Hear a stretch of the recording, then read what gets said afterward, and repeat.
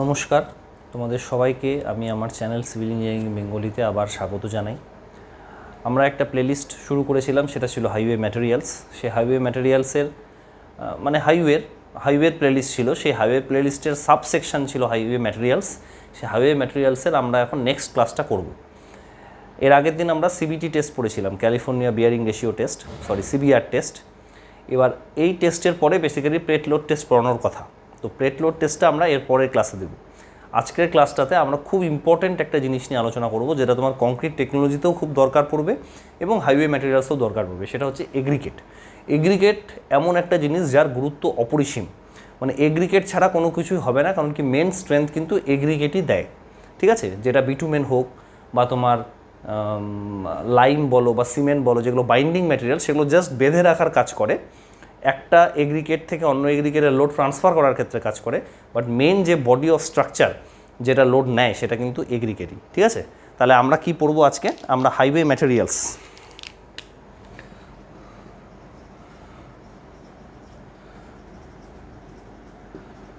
ম্যাটেরিয়ালসের next ক্লাসে চলে যাব, যেটা হচ্ছে এগ্রিগেট। খুব ইম্পর্টেন্ট, AGG এগ্রিগেট। দেখো, এবার এই এগ্রিগেটে কিছু জিনিস তোমাদের বলে রাখা ভালো। মানে সবার প্রথমে তো তোমরা বলবে যে এগ্রিগেট বলতে আমরা কি বুঝি। আমাদের এই হাইওয়েতে যদি আমরা এগ্রিগেটের কথা বলি, তাহলে এগ্রিগেটের মধ্যে সবার প্রথম যে ম্যাটেরিয়ালটা আমরা ইউজ করব সেটা হচ্ছে স্যান্ড ইউজ করতে পারি বা হয়। সেকেন্ড, আমাদের এখানে কিছু গ্র্যাভেল ইউজ হয়। এবং থার্ড, আমাদের এখানে কিছু ক্রাস্ট স্টোন ইউজ হয়।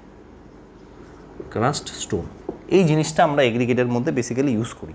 তাহলে মোটামুটি তোমরা বুঝতেই পারছো যে এগ্রিগেট বলতে আমরা কোন রেঞ্জের ম্যাটেরিয়ালটাকে বোঝাচ্ছি ইন কেস অফ হাইওয়ে বা বিটুমেন। ঠিক আছে, সেটা হচ্ছে স্যান্ডের ক্ষেত্রে আমরা বুঝতে পারছি 0.075 মিলিমিটার থেকে 4.75 আমি লিখলাম না। গ্র্যাভেল ম্যাক্সিমাম হচ্ছে 80 মিলিমিটার। মানে এই রেঞ্জের মধ্যে সমস্ত এগ্রিগেটের ম্যাটেরিয়াল থাকার কথা। এগ্রিগেট কিন্তু খুব বড় বা খুব ছোট হলে মুশকিল। 80 মিলিমিটারও রাখা হয় না, জেনারেলি ম্যাক্সিমাম আমি ধরে রাখো 40 মিলিমিটার রাখা হয়। 20 মিলিমিটার ডাউন হলে ভালো। 20 মিলিমিটার ডাউন মানে ম্যাক্সিমাম সাইজ 20 মিলিমিটার থাকবে, তার নিচে বাকি ম্যাটেরিয়ালগুলো থাকবে। বাট তাও 40 মিলিমিটার অবধি আমরা যেতে পারি।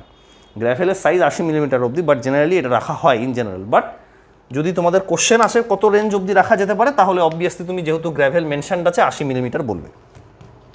প্র্যাকটিক্যালি কী রাখা হয় না রাখা হয় সেটা পরের কথা। ঠিক আছে, গ্র্যাভেল কিন্তু এগ্রিগেটের মধ্যে রাখা হয়। ঠিক আছে, so up to 80 millimetre size অবধি আমরা এটা করব। 80 থেকে 300 কী হয়? কবল। 300-র উপরে হলে কী হয়? বোল্ডার। ঠিক আছে, তাহলে এই তিনটা জিনিস নিয়ে বেসিক্যালি আমার এগ্রিগেট তৈরি হয়। ঠিক আছে, এই এগ্রিগেটের সাথে যখন আমরা বাইন্ডিং ম্যাটেরিয়াল ইউজ করে দিই, বাইন্ডিং ম্যাটেরিয়াল কী কী হতে পারে? অবভিয়াসলি বাইন্ডিং ম্যাটেরিয়ালের মধ্যে তুমি যেটা সিমেন্ট ইউজ করতে পারো, তারপরে তোমরা বিটুমেন ইউজ করতে পারো, তারপরে তোমরা লাইম ইউজ করতে পারো। এই ধরনের জিনিসগুলো আমরা কিন্তু বাইন্ডিং ম্যাটেরিয়াল হিসেবে ইউজ করি। অবভিয়াসলি সিমেন্ট বা লাইম ইউজ করি আমরা কংক্রিটের ক্ষেত্রে, বিটুমেনটা আমরা ইউজ করি হচ্ছে হাইওয়ে ম্যাটেরিয়ালসের ক্ষেত্রে। যদি বিটুমিনাস কংক্রিট আমরা বানাই তাহলে আমরা এটা ইউজ করব। তো বেসিক্যালি এই দুটো মিলে আমাদের যেটা তৈরি হয় সেটা দুটো জিনিস তৈরি হয়, প্রোডাক্ট। ফার্স্ট প্রোডাক্ট তৈরি হতে পারে, যেটা তৈরি হতে পারে সেটা হচ্ছে পোর্টল্যান্ড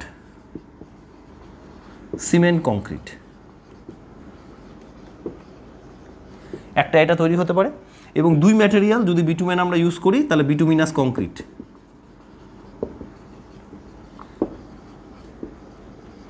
আমরা তৈরি করতে পারি, যেটা ফ্লেক্সিবল পেমেন্টে আমাদের ইউজ হয়। বিটুমিনাস কংক্রিট কিন্তু ফ্লেক্সিবল পেমেন্টে ইউজ হয়। ঠিক আছে, এই দুটো তৈরি করতে পারি।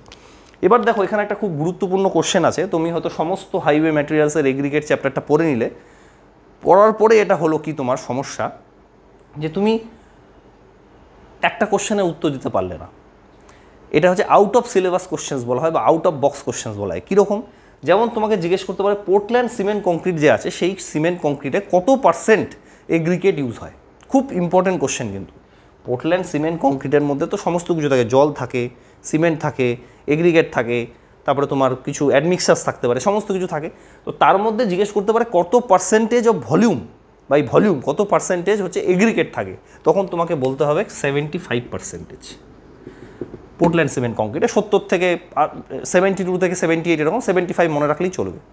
যদি বলে বিটুমিনাস কংক্রিটে কত পার্সেন্ট এগ্রিগেট থাকে, তোমাকে বলতে হবে 95%। আমি কিন্তু বলছি এগুলো কিন্তু একটা রেঞ্জ থাকে, ধরো 92 to 96% এরকম আছে, এটা তুমি পাবে 72 to 78%। তা আমি মোটামুটি একটা অ্যাভারেজ বললাম। তাহলে এই অ্যাভারেজগুলো কি, হোয়াট আর দিস পার্সেন্টেজ? এই পার্সেন্টেজগুলো হচ্ছে পার্সেন্টেজ ভলিউম অফ এগ্রিগেট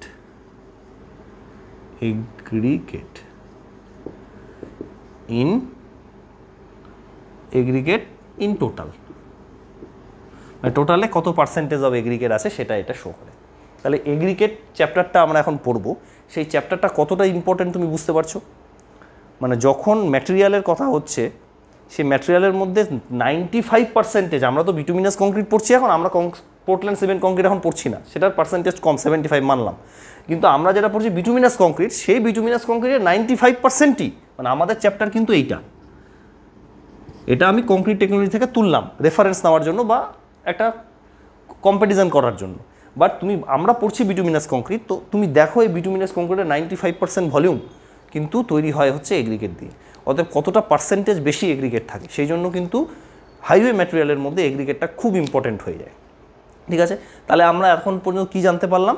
আমরা জানতে পারলাম যে আমরা বিটুমিনাস হাইওয়ে ম্যাটেরিয়াল পড়ছি, সেই হাইওয়ে ম্যাটেরিয়ালের মধ্যে 95% বাই ভলিউম যেটা থাকে তার সেটা হচ্ছে এগ্রিগেট, এবং সেই এগ্রিগেট সম্বন্ধে এবার আমরা পড়ব। ঠিক আছে, দেখো বুঝতেই পারছো, এগ্রিগেট যখন তোমার 95% ম্যাটেরিয়ালকে কনজিউম করছে, দেখি একটু দেখা যাচ্ছে কি না, হ্যাঁ দেখা যাচ্ছে, এগ্রিগেট যখন তোমার 95% বাই ভলিউম একটা পার্সেন্টেজ হোল্ড করছে, তার মানে সেই এগ্রিগেটের কিছু কিছু প্রপার্টিস জানতে হবে এবং সেই এগ্রিগেটের প্রপার্টিসগুলো ঠিকঠাক রাখতে হবে। যদি এগ্রিগেটের প্রপার্টি গন্ডগোল হয়ে যায়, তাহলে পুরো বিটুমিনাস কংক্রিটের প্রপার্টি গন্ডগোল হয়ে যাবে। কী ধরো, এই ধরো একটা মাস আছে, সে for example this is mass, total 100% mass কিছু একটা জিনিসের, এক্ষেত্রে বিটুমিনাস কংক্রিট যার টোটাল মাস হচ্ছে 100%। এই টোটাল মাসের মধ্যে এইটুকু বাদ দিয়ে পুরোটাই ধরো তোমার একটা ম্যাটেরিয়াল দিয়ে তৈরি,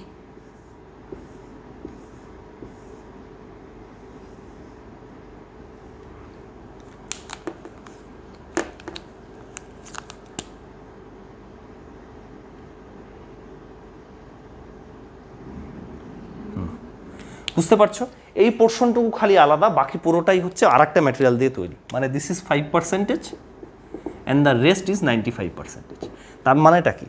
যদি 95%-এর ক্যারেক্টারিস্টিক্সটাকে তুমি কন্ট্রোল করতে পারো, তাহলে কিন্তু বাকি পুরো জিনিসটাকে কন্ট্রোল করতে পারবে। মানে আমার বক্তব্য হচ্ছে 95%টাকে এখানে এমফাসাইজ দেওয়াটা খুব জরুরি। ঠিক আছে, কারণ কি ওটা 95%, একটা জায়গায় মেজরিটির মধ্যে যদি প্রবলেম হয়ে যায় তাহলে কিন্তু গেল। ঠিক আছে, তো এই জন্য এগ্রিগেটের প্রপার্টিটাকে জানাটা খুব জরুরি। এইবার আমরা দেখব যে এগ্রিগেটের কী কী ডিজায়ারেবল প্রপার্টি আছে বিটুমিনাস কংক্রিটের ক্ষেত্রে।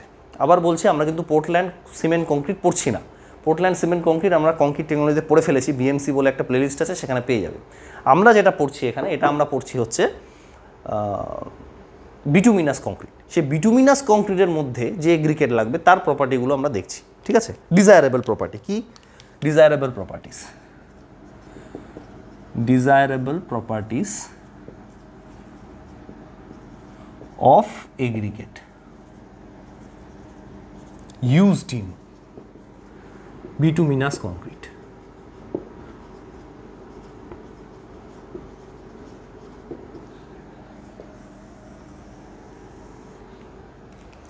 তাহলে কি আছে এখানে দেখা যাক। সবার প্রথমে আমার যেটা দরকার সেটা হচ্ছে স্ট্রেংথ। দেখো, এটা তো বলার কিছু নেই যে যত লোড, গাড়ির যে লোডগুলো আছে, হুইল লোড, সেটা রাস্তার উপর দিয়ে যাচ্ছে এবং সেটা যেহেতু 95% হচ্ছে এগ্রিগেট দিয়ে তৈরি হয়, অতএব এগ্রিগেটের স্ট্রেংথটা তোমাকে দিতেই হবে। কারণ কি একটা ট্রলি যাচ্ছে, একটা লরি যাচ্ছে, একটা বাস যাচ্ছে, মানে পুরো প্যাসেঞ্জার ভর্তি বাস, যাই যাক না কেন, বাইক যাচ্ছে, এভরিথিং সেই কিন্তু আলটিমেটলি ওর এগ্রিগেটের উপর দিয়েই যাচ্ছে, তোমাকে ধরে রাখতে হবে। অতএব স্ট্রেংথটা তো খুব ইম্পর্টেন্ট, এটা বলার কিছু নেই। আমরা এখানে যেটা দেখি সেটা এই স্ট্রেংথটা কিন্তু হচ্ছে স্ট্রেংথ এগেনস্ট গ্র্যাজুয়াল লোডিং। কি বললাম? স্ট্রেংথ আমরা চেক করি ওর কতটা পাওয়ার আছে, মানে ক্ষমতা আছে, crushing strength against gradual loading. তাহলে কি crushing strength against gradual loading. যারা গ্র্যাজুয়াল লোডিং বুঝতে পারছো না তারা জেনে রাখো ধীরে ধীরে লোডিং দেওয়া। ফর্মের ক্লাস যারা করেছো তারা বুঝতে পারবে 3 টাইপের লোড হয়, একটা সাডেনলি অ্যাপ্লাইড লোড, একটা গ্র্যাজুয়াল লোড, আর একটা হচ্ছে ইম্প্যাক্ট লোড। তো এটা হচ্ছে গ্র্যাজুয়াল লোড, মানে ধীরে ধীরে ধীরে ধীরে আমি লোডটা বাড়াচ্ছি। ঠিক আছে, স্ট্রেংথ। নেক্সট ডিজায়ারেবল প্রপার্টি কি? ইম্প্যাক্ট। ইম্প্যাক্ট ইম্প্যাক্ট মানে কি? এই যে ধরো একটা হাইওয়ে আছে, সেই হাইওয়ের মধ্যে একটা বাম্পার আছে, এবার গাড়িটা যখন যাবে তখন একটা ঝাঁকুনি দেবে, সেই ঝাঁকুনিটা যেন সেই এগ্রিগেটটা নিতে পারে, তার জন্য আমরা যেটা টেস্ট করবো সেটা হচ্ছে ইম্প্যাক্ট টেস্ট।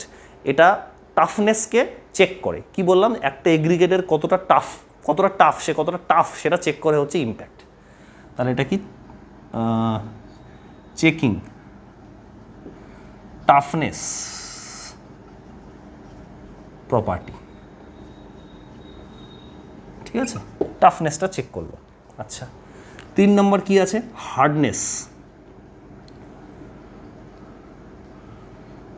অ্যাব্রেশন লেখো।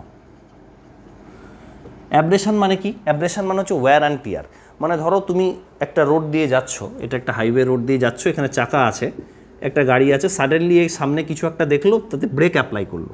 ব্রেকটা অ্যাপ্লাই করলে কি হবে? গাড়ির চাকা তো চলবে না, গাড়ির চাকাটা বন্ধ হয়ে যাবে ঘোড়া, কিন্তু স্কিড করে এখানে চলে আসবে। তাহলে কি হলো? স্কিড। এই স্কিডের জন্য কি হবে? এখানে ওয়্যার অ্যান্ড টিয়ার হবে। মানে ধরো তুমি তোমার আঙুলটাকে যদি কোনো একটা জায়গায় বারবার এরকম করে ঘষতে থাকো, তাহলে দেখবে তোমার গরম অনুভব হচ্ছে এবং একসময় চামড়া উঠে যাবে। তুমি করতে থাকো, একটা দেওয়াল নাও, দেওয়াল এরকম ঘষতে থাকো, কন্টিনিউ ঘষতে ঘষতে দেবে, একসময় তোমার চামড়া উঠে যাবে, ব্যথা পাবা, তোমার লাল হয়ে যাবে, সোয়েলিং হবে। তার কারণটা কি? সেটা তোমার শরীরের বা তোমার চামড়ার যে ওয়্যার অ্যান্ড টিয়ার প্রপার্টি আছে সেটাকে এক্সিট করে গেছে। তেমনি এগ্রিগেটের ওরকম চামড়া উঠে গেলে চলবে না, এগ্রিগেটে কোনো থাকতে হবে।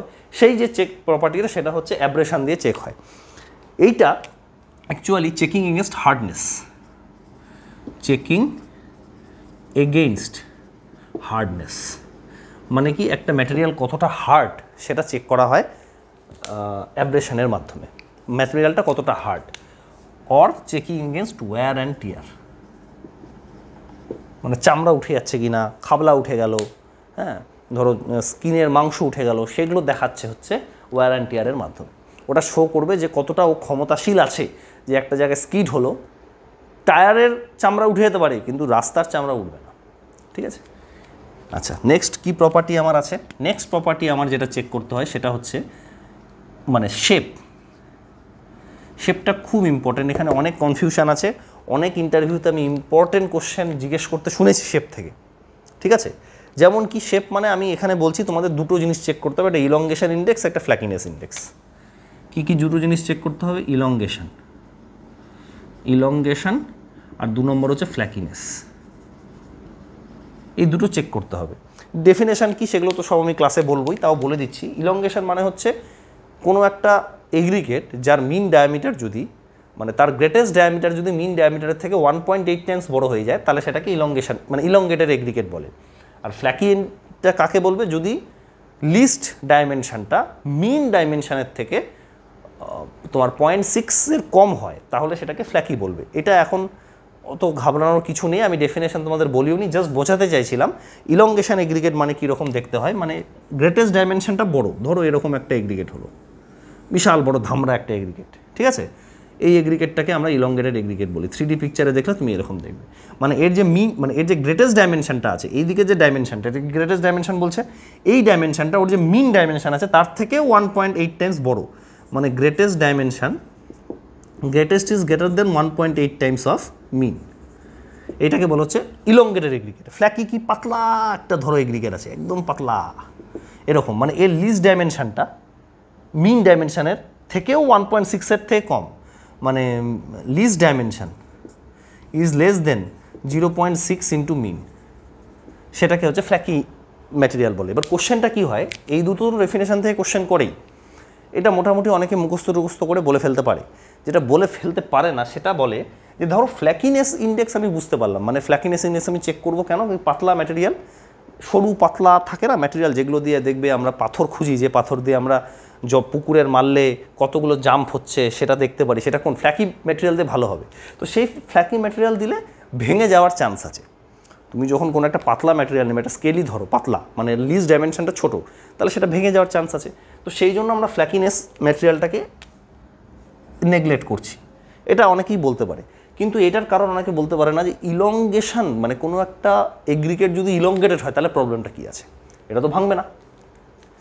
ফ্ল্যাকি ম্যাটেরিয়াল যেমন ভেঙে যাবে এখান থেকে টুকরো হয়ে যাবে, বেশি স্ট্রেংথ পড়লে এটা ভেঙে যেতে পারে, কারণ কি একটা ডাইমেনশন খুব পাতলা আছে। তো সেই জন্য ফ্ল্যাকিটা আমরা ইউজ করি না। কিন্তু কোশ্চেনটা জিজ্ঞেস করে যে ইলংগেটেডটা আমরা কেন ইউজ করছি না, এটা তো ভাঙছে না, তখন কিন্তু অনেকেরই ঠিকঠাক অ্যান্সার দিতে পারে না। ফ্ল্যাকিটা উত্তর দিয়ে দেয়, কারণ কি দেখে বোঝা যাচ্ছে পাতলা ভেঙে যাবে। আমি আবার বলছি, ফ্ল্যাকির অ্যান্সারটা অনেকেই দিয়ে দেয় যে ফ্ল্যাকি কেন ইউজ করবো না, যখনই জিজ্ঞেস করে ইলংগেটেড ম্যাটেরিয়াল কেন ইউজ করবো না, সেটার অ্যান্সার দিতে পারে না। এর প্রপার কারণ আমি তোমাদের যেদিন পড়াবো এই শেপটা, সেদিন আমরা আলোচনা করবো ইন ডিটেলে, ঠিক আছে? তাও তোমরা যদি জানো তাহলে খুব ভালো, না হলে শুনবে ওই ক্লাসটাতে আমি কি বলি। তো এই শেপে এই দুটো জিনিস চেক করতে হয় বেসিক্যালি। এরপরে আমরা কি করব, এরপরে আমরা চেক করব কোনো যেন, মানে এর মধ্যে যেন কোনো রকম ডিলেটোরিয়াস সাবস্টেন্সেস না থাকে। নো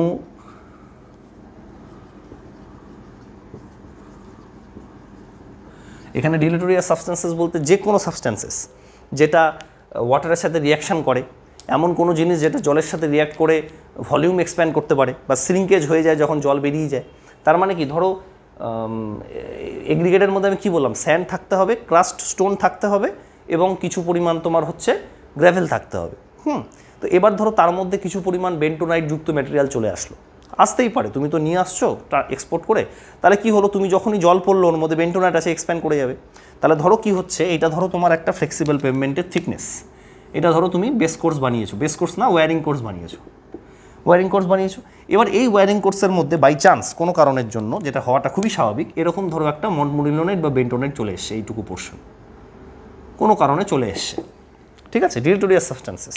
এবার যখনই এর মধ্যে ওয়াটারটা ঢুকবে, যখনই এর মধ্যে ওয়াটার আসবে, এটা বেন্টোনাইট, এ এক্সপ্যান্ড করে এরকম হয়ে যাবে, যেই এক্সপ্যান্ড করবে সেই এই জিনিসটা উপরে চলে আসবে।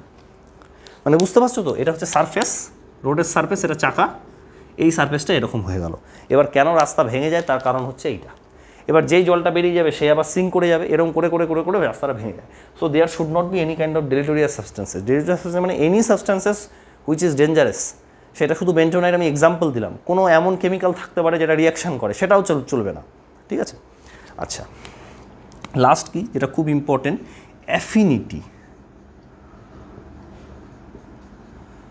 Towards bitumen. দেখো আমি তোমাকে কি বললাম, যে বাইন্ডিং ম্যাটেরিয়ালগুলো হয়, সে বাইন্ডিং ম্যাটেরিয়ালের মধ্যে ওয়াটার হতে পারে, বাইন্ডিং ম্যাটেরিয়াল তোমার সিমেন্ট হতে পারে, বাইন্ডিং ম্যাটেরিয়াল তোমার বিটুমেন হতে পারে।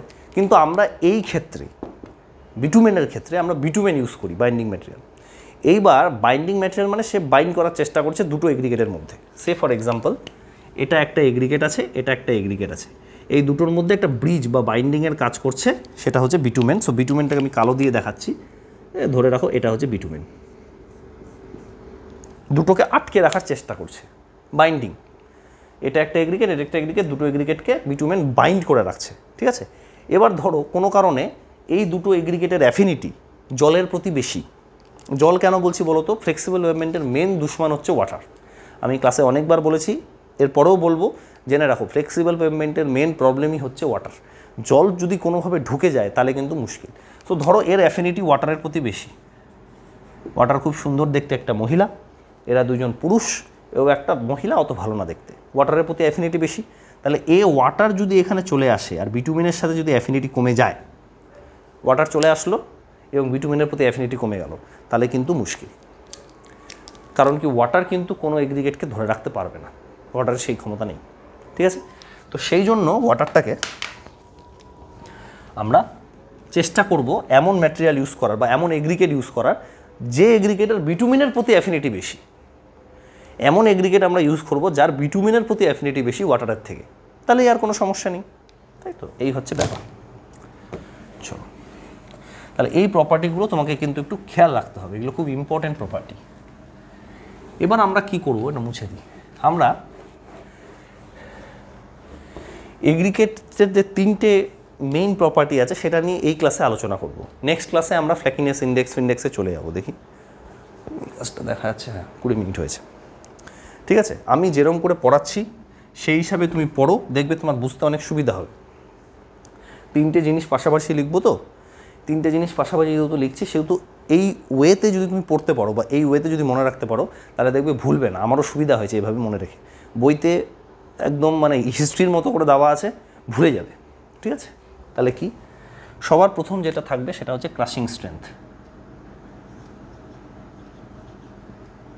ক্রাশিং স্ট্রেংথ এটা একটা হলো।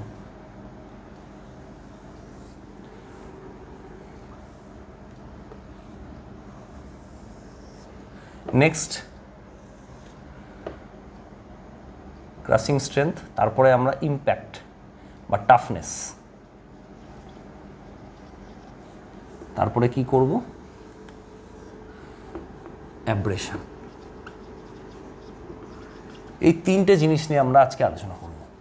ঠিক আছে, দেখো সবার প্রথমে যখন ক্রাশিং স্ট্রেংথ বলছি তার মানে আমরা কি চেক করছি, আমরা স্ট্রেংথ চেক করছি। We are checking the strength কার এগেনস্টে, এগেনস্ট গ্র্যাজুয়ালি অ্যাপ্লাইড লোডিং। তাহলে কি প্রথম point, strength check against gradually applied loading.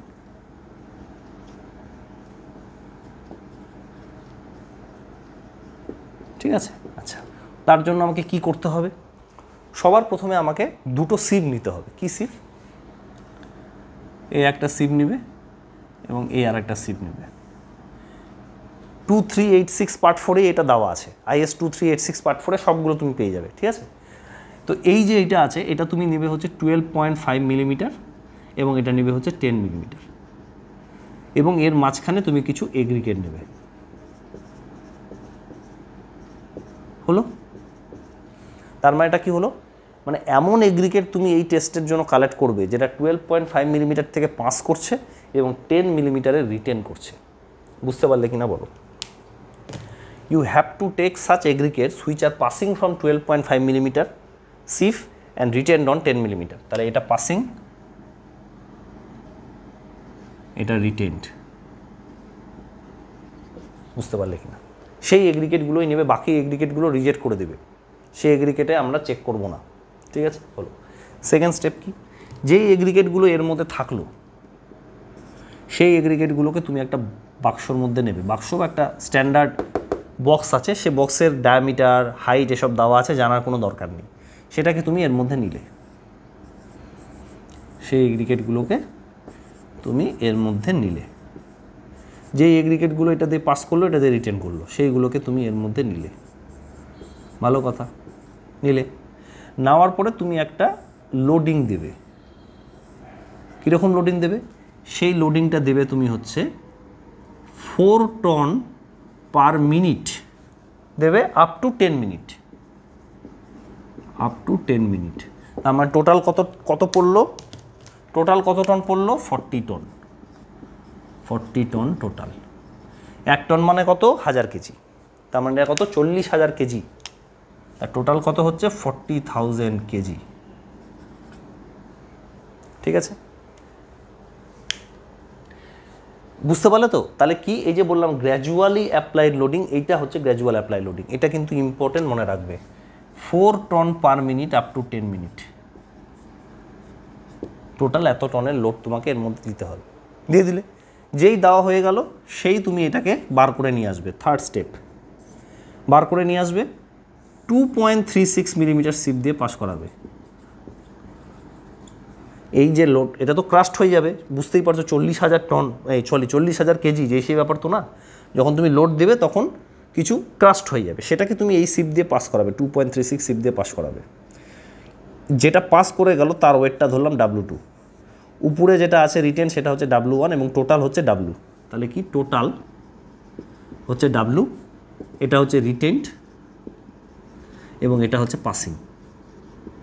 বুঝতে পারলে। এইবার তোমাকে বার করতে হবে এগ্রিগেট ক্রাশিং ভ্যালু, ACBV মানে এগ্রিগেট ক্রাশিং ভ্যালু, সেইটা হচ্ছে W2/W, বুঝতে পারলে কিনা বলো। মানে টোটাল পাসিং কত হচ্ছে 2.36 মিলিমিটার সিপ দিয়ে ডিভাইডেড বাই টোটাল কত লোড, মানে টোটাল কত ওয়েটের এগ্রিগেট তুমি নিয়েছিলে টেস্ট স্যাম্পেল হিসাবে, এই দুটোর রেশিও করবে ইন্টু 100, এটা হচ্ছে aggregate crushing value 100%। As per code বলা আছে যে এগ্রিগেট ক্রাশিং ভ্যালু, এটা কিন্তু important, should be less than 30% for wearing course. Wearing course মানে কি, যেটা উপরে থাকে, সবার উপরে যে ম্যাটেরিয়ালটা থাকে, মানে যদি এরকম দেখি ওয়্যারিং কোর্স, তারপরে থাকবে তোমার বেস কোর্স, তারপরে তোমার sub base course, wearing course, base course, sub base course, তারপরে হচ্ছে সাবগ্রেড, এই ইয়েতে থাকে। তো সবার উপরে যেটা থাকে সেটাতে 30%-এর নিচে হতে হবে, মানে ক্রাশিং যেন 30%-এর কম হয়। W2 মানে কি পাসিং, তার মানে যেটা ক্রাশড হয়ে গেছে সেটাই পাস করে যাবে। তাহলে এগ্রিগেট ক্রাশিং ভ্যালু 30%-এর নিচে মানে বলতে চাইছে ক্রাশিংটা যেন 30%-এর কম হয়, টোটাল যা ওয়েট আছে তার 30%-এর থেকে কম যেন ক্রাশিং করে, তাহলে ঠিক আছে। আর aggregate crushing value should be less than 45% for base course. Base course ম্যাটেরিয়ালে যেটা আছে সেটা যেন লেস দেন 45% থাকে, মানে বেস কোর্স ম্যাটেরিয়ালে এগ্রিগেট ক্রাশিং ভ্যালু বেশি হলেও চলবে, এটাই বলতে চাইছে। মানে বেস কোর্স যে ম্যাটেরিয়ালটা দিবা সেটার মধ্যে এগ্রিগেট ক্রাশিং ভ্যালু বেশি হলেও চলবে, মানে বেশি ক্রাস্ট হলেও অ্যালাউড। কেন? কারণ কি ডাইরেক্ট কন্ট্যাক্টে এটা থাকছে না। যখন গাড়িটা যাবে, প্লিজ ট্রাই টু আন্ডারস্ট্যান্ড, এই যে গাড়িটা প্রথম কন্ট্যাক্ট কার সাথে করছে? ওয়্যারিং কোর্সের সাথে। It is not in contact with base course. ব্যাস, এইটাই তোমাকে বলার ছিল।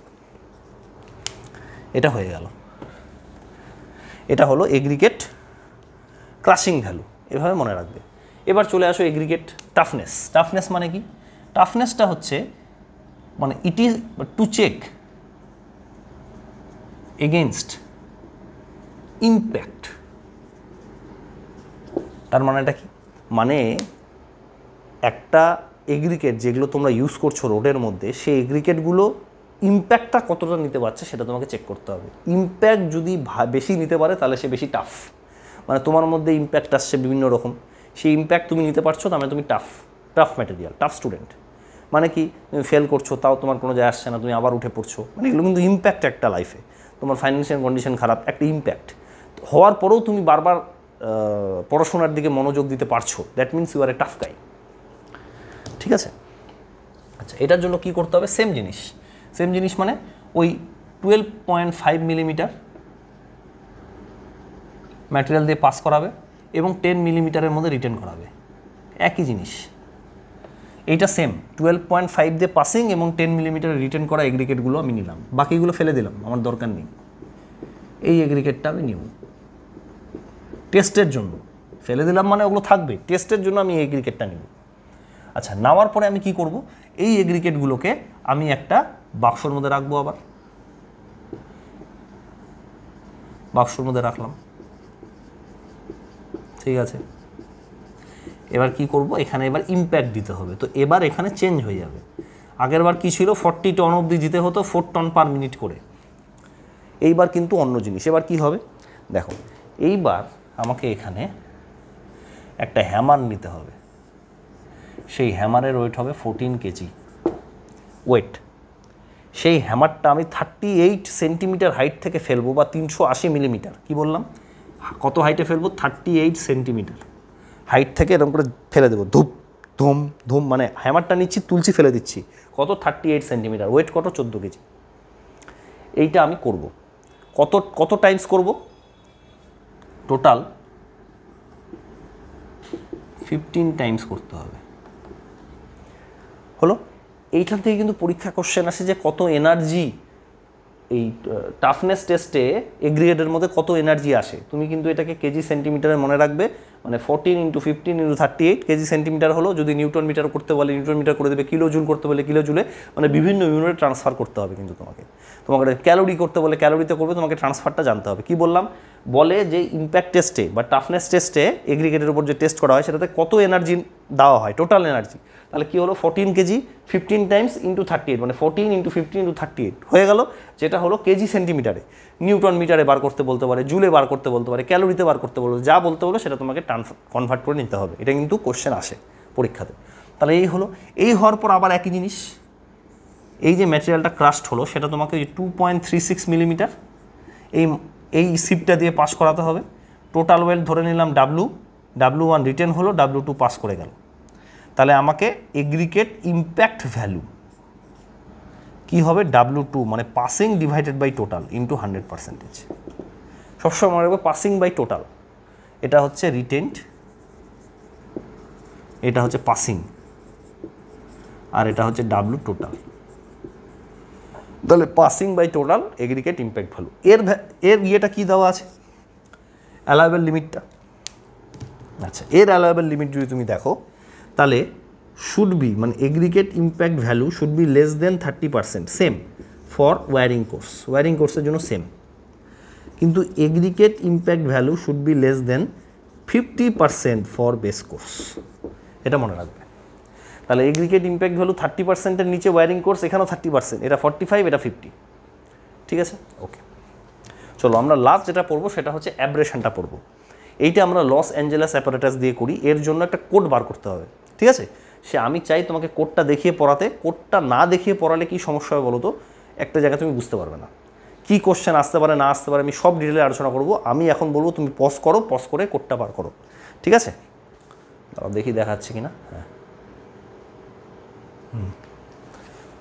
কোডটা বার করো। আচ্ছা, কোডটা ওই IS 2386, সবগুলো তুমি 2386 পার্ট 4-এ পেয়ে যাবে। হ্যাঁ, 2386 বার করো, আমি দেখাচ্ছি তোমাকে, দাঁড়াও, just pause the video and find 2386।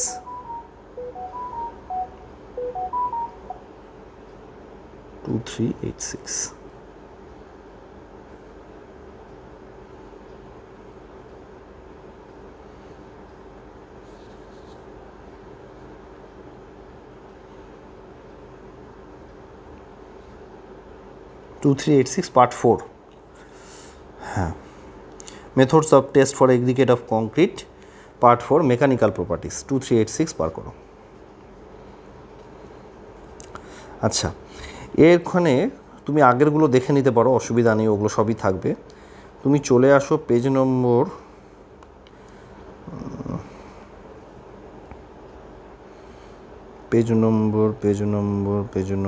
হ্যাঁ, পেজ নম্বর চলে আসো 16-এ।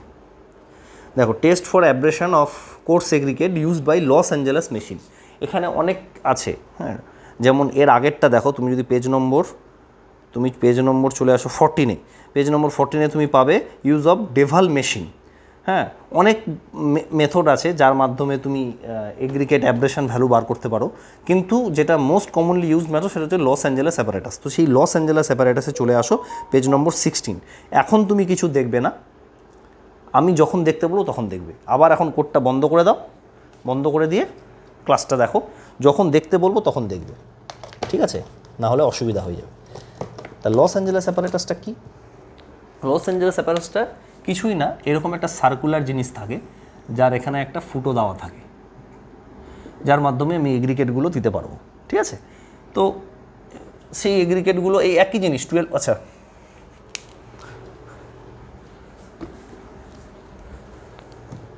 সবার প্রথমে এইটা তোমাকে করতেই হবে,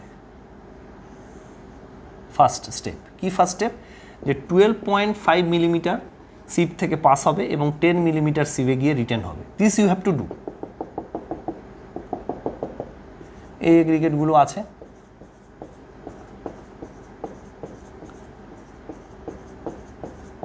এই এগ্রিগেটগুলোকে তুমি একটা এই সার্কুলার একটা অ্যাপারেটাস আছে তার মধ্যে নেবে, এখানে ঢোকানোর জন্য ব্যবস্থা থাকে, সেইটা দিয়ে তুমি ঢুকালে, এটা কি লস অ্যাঞ্জেলেস অ্যাপারেটাস বলে। তার মানে এগ্রিগেটগুলো তুমি ভরে দিলে, এখানে বিভিন্ন এগ্রিগেট আছে। এবার এর মধ্যে কিছু কিছু স্টিল বল দিতে হয়। কি দিতে হয়? স্টিল বল। সেগুলোকে আমি নীল দিয়ে দেখাচ্ছি। এই যে একটা স্টিল বল, দুটো স্টিল বল, 3টা, 4টা, 5টা, 6টা, 7টা, 8টা, এরকম স্টিল বল দিতে হয়। এই স্টিল বলের সংখ্যাটা কত? 6 থেকে 12, 6 to 12। তাহলে এবার তুমি জিজ্ঞেস করবে, স্যার কোনটাতে 6 নেব, কোনটাতে 12 নেব? ওয়েট। তাহলে কি বললাম, 6 to 12 নম্বরস স্টিল বল তোমাকে নিতে হবে, যার ওয়েট হবে, whose weight varies from 390 to 440 gram, sorry 390 থেকে 440 কেজি।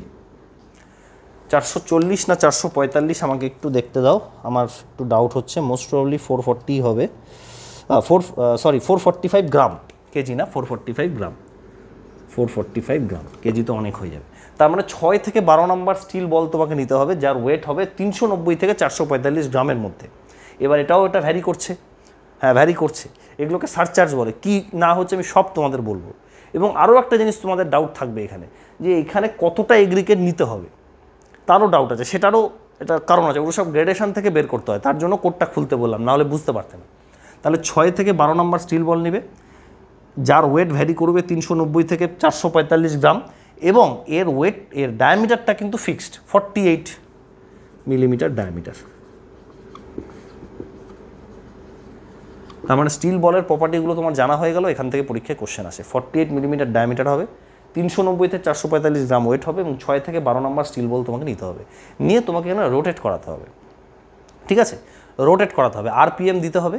সেটা আরপিএমের যে স্পিডটা আছে তোমাকে সেটা মনে রাখতে হবে, এখানে যে স্পিডটা আছে আরপিএমের, speed of 20 to 33 revolution per minute.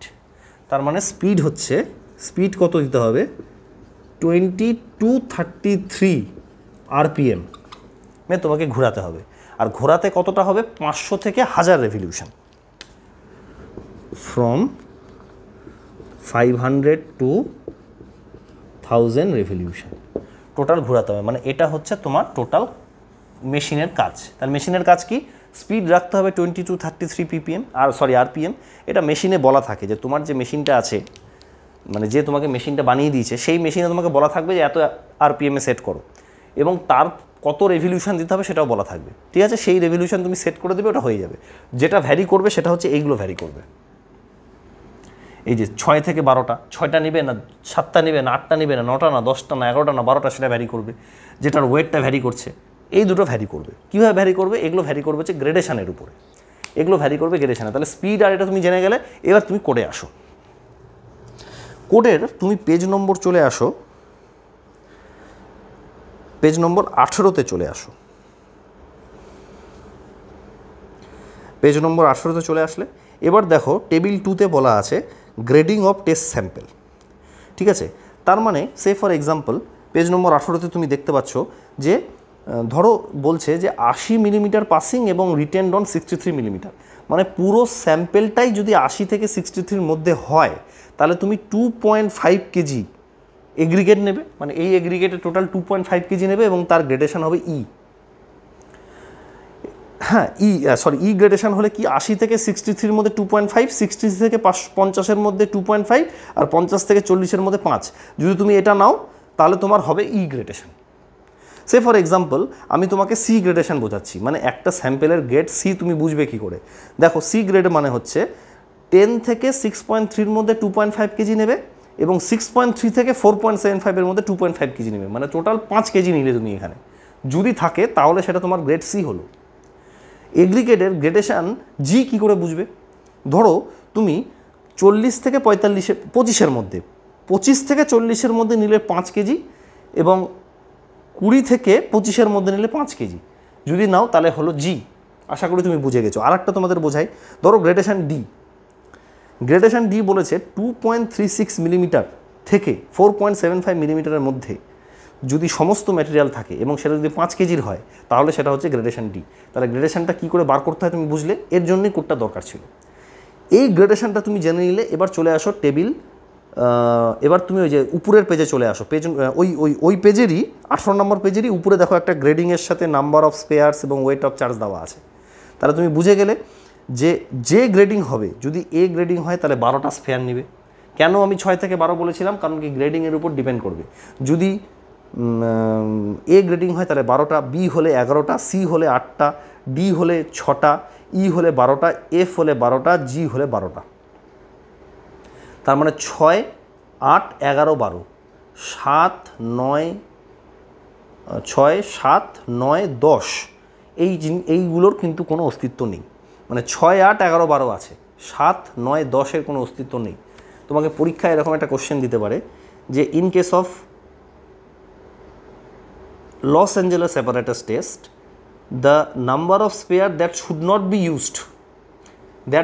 Be used in the loss Angeles apparatus test. তোমাকে অপশান দিল 11, 12, 10 আর 8। তুমি বলবে 10। কেন? কারণ কি স্ফেয়ারে বলা আছে অ্যাজ পার গ্রেডিং তোমার এখানে 6 ইউজ হতে পারে, 8 ইউজ হতে পারে, 11 ইউজ হতে পারে, 12 ইউজ হতে পারে, কিন্তু 7 ইউজ হবে না, 9 ইউজ হবে না, 10 ইউজ হবে না। বুঝতে পারলে? দেখো বলে আছে কোডের মধ্যে এইগুলো ইউজ হতে পারে, যেই গ্রেডিং হোক 7, 9, 10 ইউজ হবে না। অত পরীক্ষা তুমি তো জেনে নিলে 6 থেকে 12 নোট করে দিয়ে দিল স্যার তোমাকে যে নাম্বার অফ বলস ভ্যারি করছে 6 নম্বর টু 12 নম্বরস। এটা তুমি নোট করে আছো। পরীক্ষার সময় তোমাকে অন্যরকম out of the box question আসলো। কি কোশ্চেন দিল? যে in Los Angeles apparatus test number of steel ball should not be 6, 8, 7, 11। তুমি বললে এই সবগুলোই তো এর ভেতরে আছে, সবগুলোই 6, 7, 8 আর 11 সবগুলোই তো 6 to 12-এর ভিতরে আছে। তার মানে কোশ্চেনে ভুল আছে বলে চলে আসলে পরে এসে দেখলে অপশান দেওয়া আছে 7। তার কারণটা অ্যাজ পার কোড যাই গ্রেডেশন থাকুক না কেন 7 নম্বর স্টিল বল কখনোই হবে না। তার মানে 7, 9, 10 কিন্তু এর ভেতরে থাকবে না, এটা মনে রেখো। এই 3টা number will not be included in the number of steel ball portion. Number of steel বলে কখনোই 7, 9 এবং 10 আসবে না, বারবার বলে দিলাম। ঠিক আছে, তাহলে এই হলো ঘটনা। তাহলে বুঝে গেলে কী করলে এই জিনিসটা আমি আরেকবার বলি, যেহেতু ঘেটে গেছে অনেকটাই। গ্রেডেশনের উপর ডিপেন্ড করে কতগুলো স্টিল বল নিতে হবে এবং কত ওয়েট নিতে হবে সেটা ডিপেন্ড করে। ঠিক আছে, হলো। এবার 6 থেকে 12 নাম্বার স্টিল বল তুমি নেবে, যার ওয়েট ভ্যারি করবে 390 থেকে 445 গ্রামের মধ্যে, এবং ডায়ামিটার 48 মিলিমিটার তুমি নেবে। 48 মিলিমিটার ডায়ামিটার মানে স্টিল বলগুলো 48 মিলিমিটার ডায়ামিটার হবে, এবং স্পিড থাকবে 20 to 33 RPM এর মধ্যে, এবং 500 থেকে 1000 রেভলিউশন তোমাকে ঘোরাতে হবে। এইটা ঘোরানোর পরে